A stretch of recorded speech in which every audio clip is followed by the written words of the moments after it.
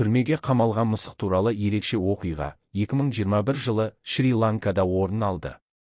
Елдегі бір түрмеде есірткі және заңсыз байланыс құралдарын тасымалдады деп күдікке ілінген мысық ұсталған болатын. Оқиға бастамасы мынадай: түрме қызметкерлері мысықты байқап, оның мойнына бекітілген кішкентай дорбаға назар аударады. Тексеріс нәтижесінде дорбадан бірнеше грамм героин, сім-карталар және басқа да заңсыз заттар табылған. Бұл оқиға қоғамда үлкен қызығушылық тудырды, себебі жануарларды қылмыстық әрекеттер үшін пайдалану сирек кездесетін құбылыс. Күдікті мысық ұсталғаннан кейін түрме қызметкерлері оны қамауда ұстаған, бірақ біраз уақыттан соң ол қашып кеткен. Бұл жағдай көптеген елде күлкілі әрі ерекше оқиға ретінде кеңінен талқыланды.